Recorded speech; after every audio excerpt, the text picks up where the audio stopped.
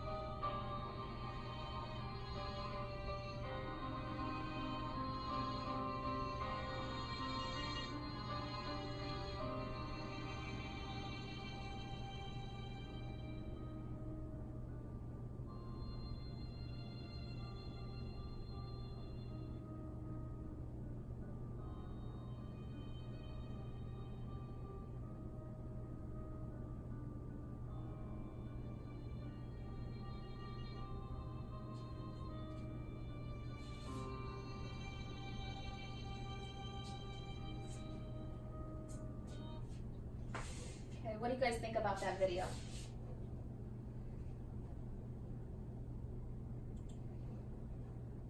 It's sad.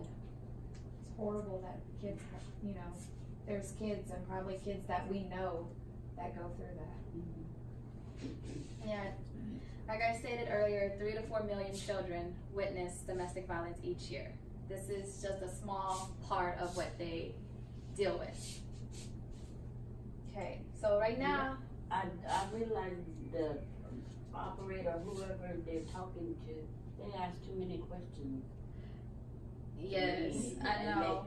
And they're fighting and they're trying, I guess the child wants them to hurry up and come on, but they're too Like a long questions time, yeah. It's too long. Yes, especially when a child is sitting there.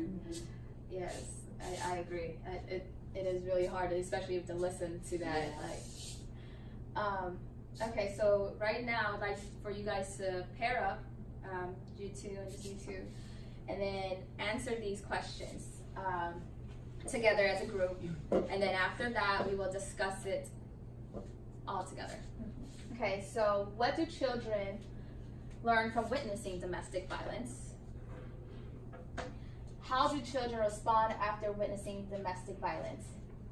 And why would children feel guilty about their feelings?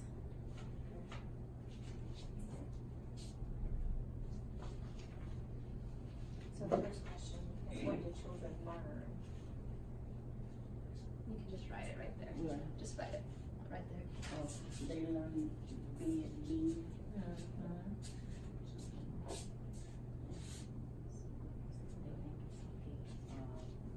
They lose their self-esteem.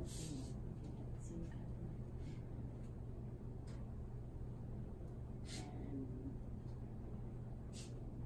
I guess speaking up, but they have that anger riled up. Yeah, anger.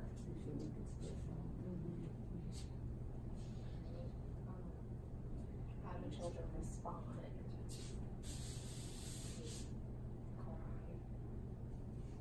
They try to help.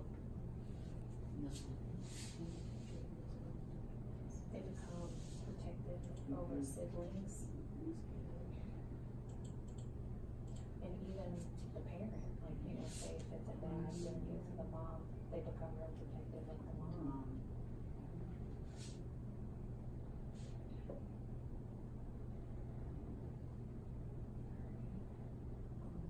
Why would children feel guilty?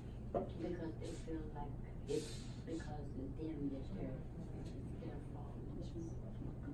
And you know, sometimes the parent that's doing it will be, you know, will yell to the kids. This is why I'm, you know, it's because of you. Yeah.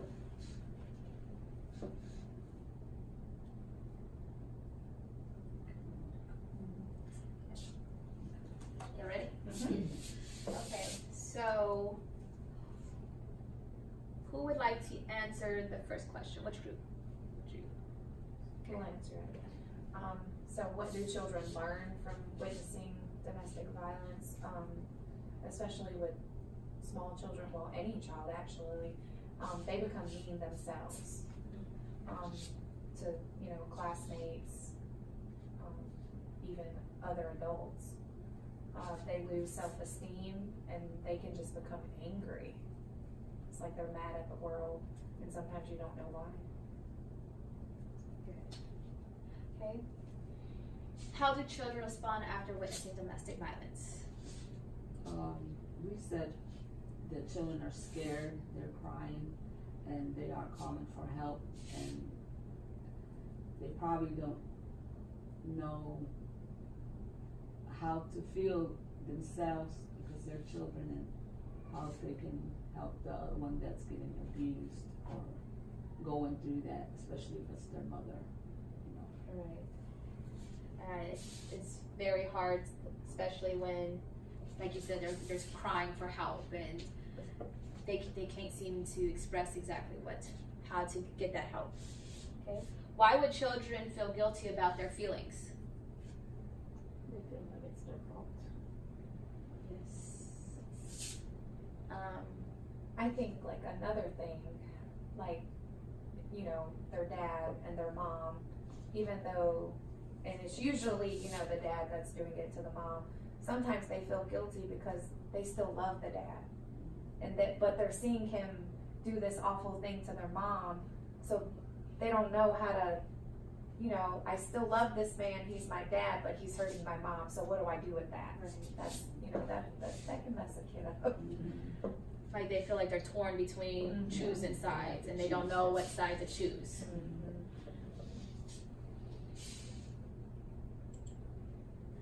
Okay, I'm gonna read some research that has some facts that have been done. Some research that has been done. Most children who witness domestic violence manifest some symptoms associated with post-traumatic stress disorder. Witnessing violence affects children's abilities to learn. They may have difficulty focusing and concentrating in school. They are easily distracted. Witnessing violence affects children's behavior, sometimes making it difficult to establish good peer relationships. Children who witness violence may be more aggressive and fight more. Growing up with violence affects a child's basic drive to explore the world. Natural curiosity is thwarted. Children may be less willing to try new things. Children growing up with violence are greater risk to become violent themselves. Children exposed to high levels of parental violence are at risk for adjustment problems in young adulthood.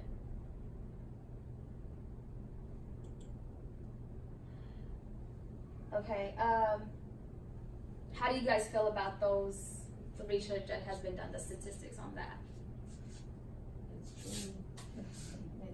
It's right from what my experience, and I've worked in a school setting for 15 years, seeing a lot of kids. It's usually right. You know, children see violence and they think that it's okay. They grow up thinking that this is just how people express their feelings. That, I mean, they just don't know any better. They're learning, you know, many children learn from home. And seeing, you know, either, you know, one parent get abused, they grow up thinking that either it's okay to accept that, like somebody abusing them, or, you know, abusing others. Okay, so the slides I'm about to show are break the cycle. These are just some statistics about how children are affected by domestic violence. Once children reach adulthood, they are 6 times more likely to commit suicide.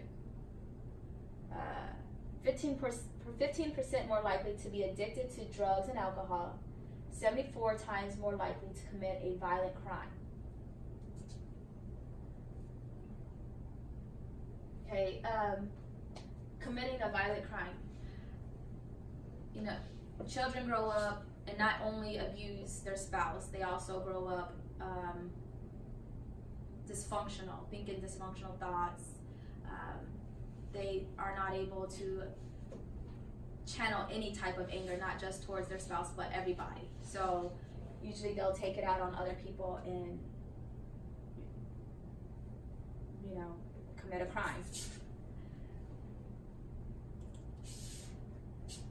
The single best predictor of children becoming either abusers themselves or victims of domestic violence later in life is whether or not growing up in a home where there is domestic violence. Boys who witness domestic violence are twice as likely to abuse their partners and children when they become adults.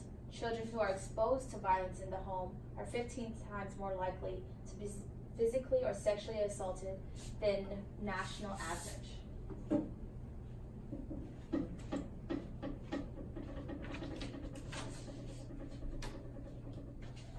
Okay,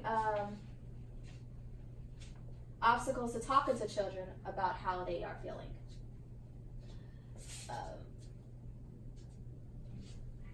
Accept that they may not be willing to or able to talk about it right away. Children cannot always communicate their feelings emotions, and sometimes they're just too scared. Like you guys discussed earlier, that they may be too scared to even, either get in trouble, or, they're scared that they may be taken away by social service. There are a lot of reasons why children, fear actually coming to an adult, or maybe they feel like they won't, nobody will believe them, those type of things. Or they just don't want the person that's abusing to go to jail, or, seeing if it's the dad going to jail, even though the mom is getting abused, they just keep it to themselves. They won't tell the teacher what's going on. But the way they act at school, or teachers can sense it, something is going on at home. But some children are used to hiding it so well that you can't really tell. Yeah, because after years of witnessing it, it just comes immune to them. Like they don't feel like there is a problem after a while, and they learn to lie about it. And then they're embarrassed. Mm-hmm. Who wants to be that kid that your parents are doing that at? Right. You don't want your friends to know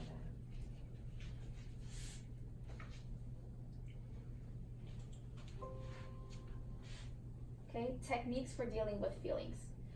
Okay, one technique that you can use to help children talk and to open up and to express how they're feeling is either through art, singing, or writing. It's depending, writing is really more depending on the age. But art is a great way to help children express their emotions. It can either be by painting or coloring, drawing a picture, just something as simple as just drawing, like, tell me how you feel, like, or is this, draw me a picture of the sky or outside. This really activates their senses, and it focuses their attention on the present moment. They forget about everything else at that time and just focus on what they're doing. These are skills that they already possess that can help them cope with, anxiety and depression and, just things that they feel inside that they feel like they just can't tell anybody. It helps children communicate, explore repressed thoughts and emotions. Okay, another thing to do to help children open up about expressing their feelings is reduce feelings of responsibility and self-blame. Like we said earlier, children, they blame themselves sometimes. They feel like that either they could have did something different, they could have told somebody earlier and then it's too late now. Or it could be the parent saying, this is all your fault. I did this because of you. You're the reason why we're having this fight. So there's a lot of reasons why children start blaming themselves. And it's just, it really affects their overall well-being. So some ways to take those feelings away and help them to stop thinking that it's all their fault is let them know that it's not their fault. Talk to them about this is not your fault. None of this would have happened, because of you. Let them talk if they want to. Let them know you care. Children need attention. They need to feel safe. They already don't feel safe at home, so they need, when they come and talk to you, they need to know that that they can trust you, that you're someone that will protect them. Let them know you will try to keep them safe. The reason why I said try to keep them safe is because there are certain laws sometimes that just isn't on their side. They usually get placed back in the home if they are taken away. Sometimes social services is not allowed to take them from the home. There's so many reasons why, or the parents get back together. So just let them know that you try to keep them safe, and just keep encouraging them. Let them know that violence is not okay. Acknowledge their feelings.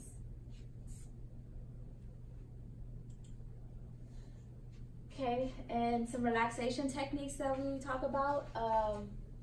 It's going to help to reduce aggression, anxiety, fear, and sadness. Children will be able to develop positive attitudes and values through these types of techniques. Okay, one technique we're going to talk about is deep breathing, and we are actually going to, it's a technique called bubble breathing. Okay, and so I got everybody some bubbles. And with this technique, it's fun for all ages. So what you start with doing with the bubbles is you just have them play around with it at first. Let them, just either you blow the bubbles and, just little small bubbles for them to start popping and just get, just to play around. Let them relax. Let them feel like this is a fun thing to do. So then after that, once, let them start blowing bubbles. So then you start asking them, okay, can you blow me a big bubble? And then when you ask them that, you say you have to breathe in, deep breath, and then breathe out to blow a big bubble. Like that. So this is actually helping them focus on their breathing. Yeah. See? So they are thinking this is fun. This is not even like a technique, but They just think they're having fun. yes. So, but what they're really doing is focusing on their breathing. They're learning to breathe in and breathe out. And even just like us, we're this old, but we're having fun with bubbles. So they're gonna have fun and laugh and not think about what they're going through. Okay. It's a good idea. This is a great technique to use. Like I said, for everybody loves bubbles. So this would be a great technique to use on pretty much all ages. Well, I would say about 2, 3. Yeah. Okay, another technique would be mindfulness technique. This technique has the ability to pull your attention in the present moment. All these techniques are pretty much present-centered. That's because you want them to focus just on the now and not the past at this time. Increases their awareness of thoughts as they are happening. So one technique that I'm going to talk about because there's plenty of mindfulness techniques, but one I'm going to talk about to work with children is called kind line. But this one is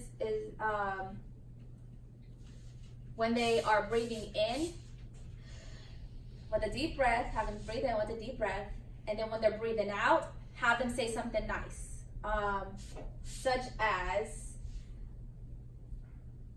I deserve the best. So when you breathe in, and then you're like, I deserve the best. I deserve the best. This is how, yes. This is very calming, and it just helps them focus on, their state of mind at that time. Okay. Another technique that we would use is positive self-talk. This builds children's self-esteem. By using this technique, you want to tell children to use I statements. Like, I can do it. I am a good person. By allowing children to talk cause they're talking to themselves, but this is helping them encourage themselves, motivate themselves. This is actually good for any age, honestly. Adults use this now, it's good for children, and this is something that will benefit them in the future. Okay, model self-talk, which is, say something bad happened, don't sit there like, oh man, or say something negative about it, like, oh no, we will get through this. This is okay. You need a model self-talk. Let them know that, just because something bad is happening doesn't mean that it's going to affect you forever. Encourage deeper thoughts by asking questions. They do something good, like, how did you do that? How, where did that come from? Those type of questions. Okay, I've given you guys a Hamlet already.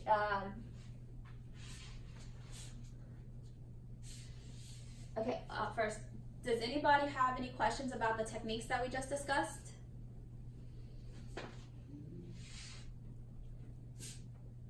No, I just think that, I guess that's something new for me to able to use Yeah. for myself. Like I said, it works. Big jar bubbles. Yes.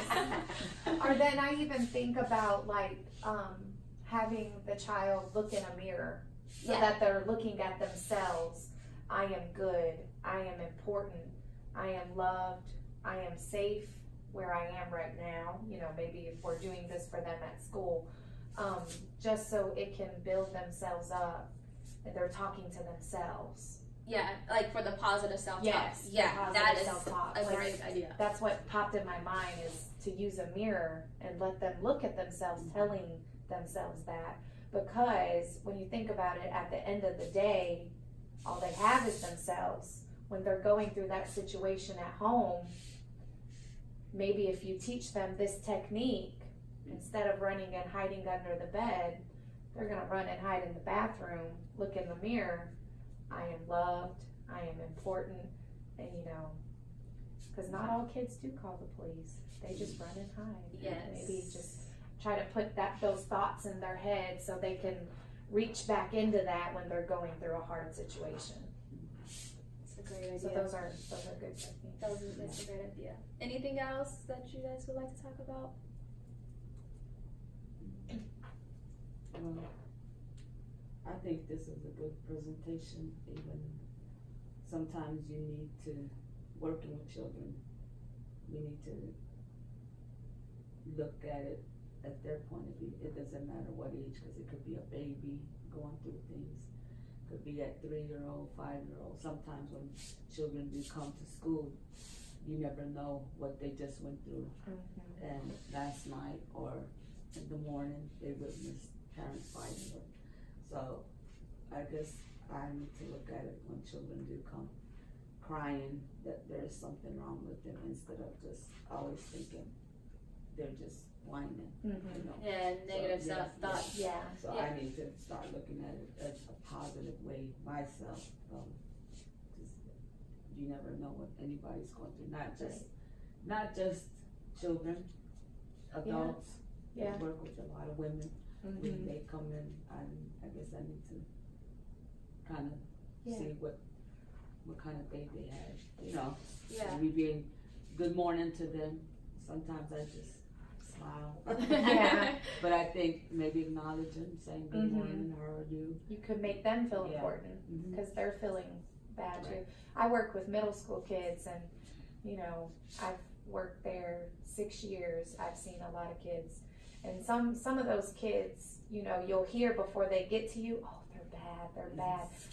We need to stop and figure out why they're doing this. Why are they acting out, and ways to help, instead of saying, you're bad, I don't want you in my room, and I'm not going to help you. Exactly. Like, let's not. Already think- labeled them. Right.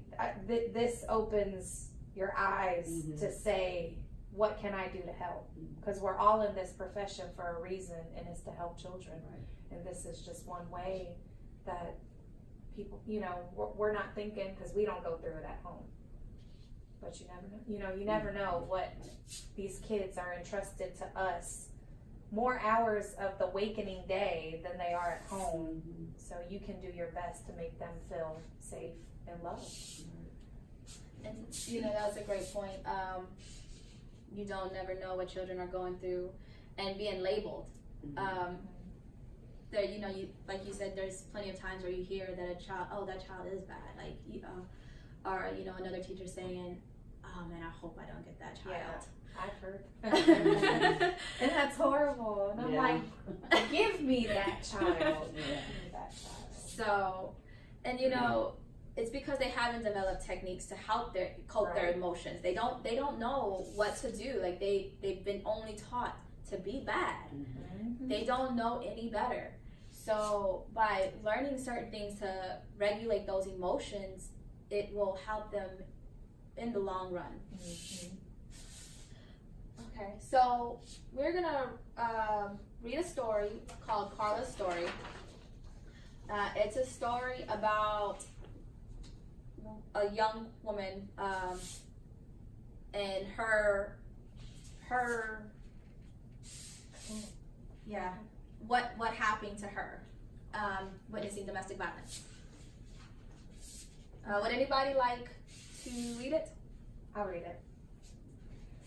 Okay, so this is Carla's story, Children Witnessing Abuse. It started when I was 5 years old. My mother, 20 years old at the time, had just separated from her first husband, my stepfather, and father to my baby sister, just a few months old. We were living with my grandmother. My mother met the monster in a bar where she waited tables. They became a couple immediately. She thought he was strong, a real man. He lavished her with attention and made her feel protected, something she had never felt with anyone else. After a few weeks, she brought him home to meet her children. Even though I was very young, I will never forget the moment I first met him. My first thought was how scared he made me feel, and that feeling never went away. It didn't take long for me to realize how violent the monster was. I lived in fear constantly. He rarely hit anyone. He didn't have to. The threats, coupled with the verbal and emotional abuse, were more than enough to keep us all under his control. Occasionally, he would slap me or my mother to punctuate a point. He was a master of psychological manipulation. He loved to play games. When he had done something to displease him, real or imagined, he would ask us about the incident in such a way as to make any answer seem extraordinarily stupid. The questions were almost rhetorical, yet he always demanded an answer. These games made us terrified. I responded by freezing whenever he began the game. I couldn't speak or move. I was simply frozen with fear. My non-response infuriated him even more, usually resulting in a hard blow with the heel of his hand to my ear or the side of my head. This was discipline. And remember, at this time, I was only 7. After living with him for years, I became suicidal. I never attempted suicide, but the thoughts rarely left my mind. During this time, I had a breakdown at school. I couldn't even stand up. I just sat in the bathroom crying hysterically for 2 class periods while I tried to calm down. If I hadn't had a few very good friends to help me through the time, I am certain I would have killed myself. Okay, so with Carla's story, she had friends to talk to about this. But she stated in the story that if she didn't, she would have committed suicide. Right. Because she didn't know how to deal with those feelings. So the only thing that saved her life was having friends. A lot of children don't feel like they have anybody to talk to.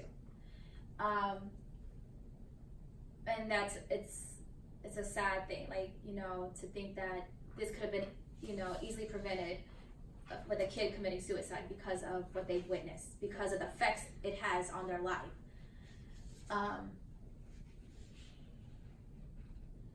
After reading this story, I would like for you guys to pair up again and discuss about what you guys would have done in this situation if you guys were to be able to talk to her after her suicidal thoughts.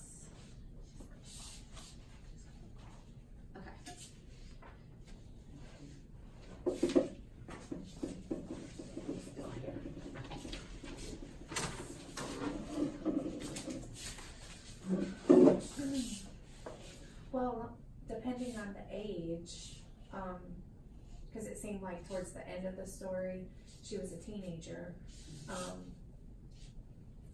but it had been happening since she was young, so she had to have been exhibiting those behaviors, probably pulling away, not wanting to express herself. So as a teacher or an adult in that situation, some of these techniques that she told us today would be great to use. Or just letting the child talk. Just listening. And then, of course, you know, as a teacher, we're required by law to report it to social services, and we have to let that play out. But we could be there supporting that child through all of it. She went through a lot at a young age, and a lot of children do go through that and hiding it. So she must have kept that inside herself for all the years, and it's hard to have to live through that and then have to deal with that and hide it and grow up with that. And just knowing children are committing suicide at the age of 10, I mean, you hear that at a young age, it could be from bullying, so that means the other children bullying must have been living that, thinking it's okay to do this. So I think it's sad, and I think listening to a child and letting them feel safe, and that I would probably have to report it, knowing that, so that way she wouldn't have to go through that at so long. But I guess if you fear somebody, you don't tell, because you could always be threatened that something's gonna happen to the mom. You know, I'll do this to your mom, or I'll do this to. I know how it feels like that, but I'm glad she has friends there to be there for her.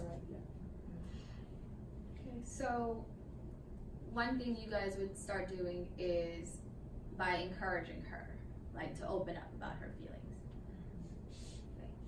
What else would you guys have done?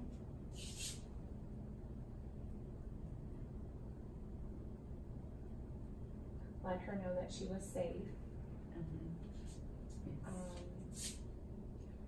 You know, for those kids that are saying, I don't want so-and-so to get in trouble, you have to encourage them and help them see, because they are a child, this is not your fault. This adult is making this choice, so now they have to suffer the consequences. Right. But none of this is your fault. It's not because of you. But I cannot not say anything because I'm an adult. Because you know, you really don't want them to be mad at you for reporting. Right. But even though by law we have to. Exactly. But you have gotten a relationship with this child and you don't want them to hate you. So you need to explain to them, because they're not going to realize.